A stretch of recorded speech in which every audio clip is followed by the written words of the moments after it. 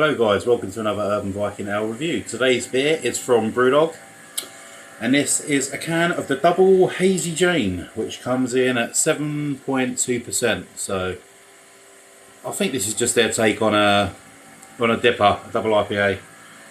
I've had the standard Hazy Jane, so it'd be interesting to try this one. I know they do a triple as well, which is I don't know what that's called, triple hazy, but I haven't reviewed that one yet, but I've heard some people have said it's a really nice beer. So, but anyway, let's give this one a go, see how it is.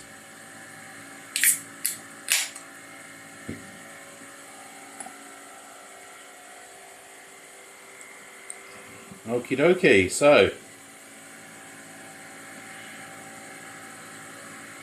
now Brewdog were a little bit hit and miss with me. They used to be a really great brewery, I thought.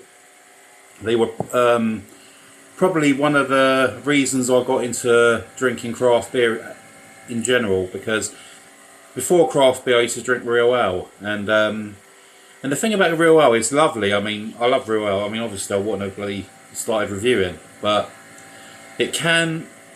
The thing about real ale, they stick to a format. They seem to have a certain format with their beers. They won't sort of stray beyond that, be experimental and stuff like that, really.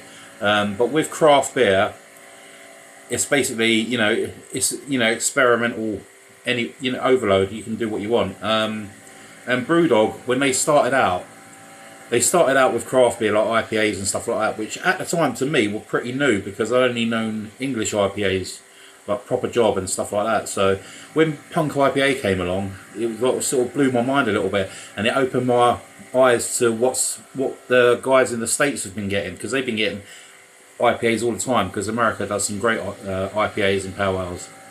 So yeah, and then after a while, Brewdog done some amazing beers: Punk IPA, Dead Pony Club, Zeitgeist, just some really cracking beers. And then all of a sudden they went a little bit like they become a victim of their own success, because a lot of their beers, just the recipes seem to be muted, and I don't know, they just didn't seem the same, especially Punk IPA. That's a completely different beast now. I don't know what it is, but anyway, let's stop waffling. Beer in a glass. Hazy. Looks a little bit like a glass of orange juice. Yeah, or pineapple juice maybe. The heads disappeared pretty quickly, which is not the greatest, but let's give it a nose. Oh yeah. Straight away you're just getting hit in that face with grapefruit, tangerine. It's almost like you can smell the alcohol already, and I haven't even had a taste of it. It smells like it's going to be pretty bitter as well, which is a good thing for me, because I do like my bitter IPAs. But yeah, and there's a bit of candy sweetness as well. It smells a lot like an East Coast IPA, as opposed to like a Westie or something like that.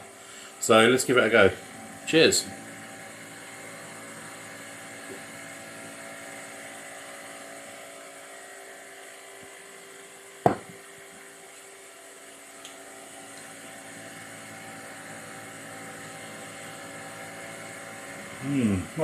Oh.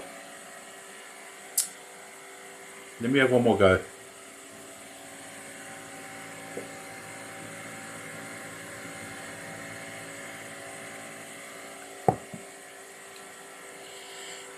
See, the thing is, the initial taste, it's like you're getting those tropical fruit notes and grapefruits, sort of even like mango, maybe a touch of watermelon or something like that. But then in the middle of it all, it's like there's this very odd chemical bitter twang, which is like sort of obliterating everyone else, sort of moving them out of the way. It's like, oh, this is my beer. Do you know what I mean? It's like all these other subtle flavours that are trying to get through are just getting slapped left, right, and centre. Let me try again.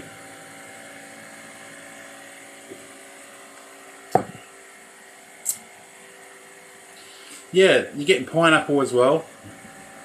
But then, oh, I don't know what is.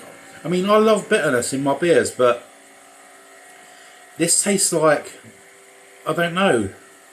It doesn't taste natural. The bitterness. It doesn't taste natural.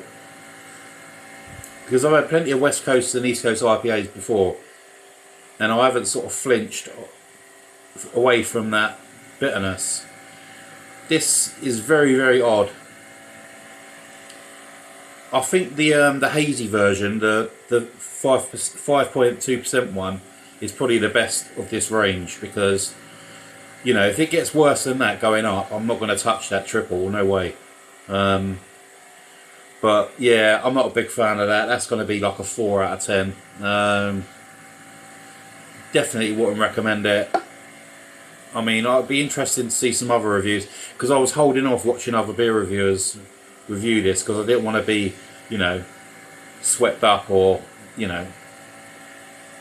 But yeah, I wouldn't recommend it.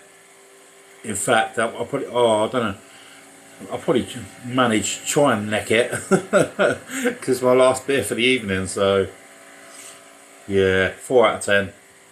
Wouldn't recommend it. Cheers.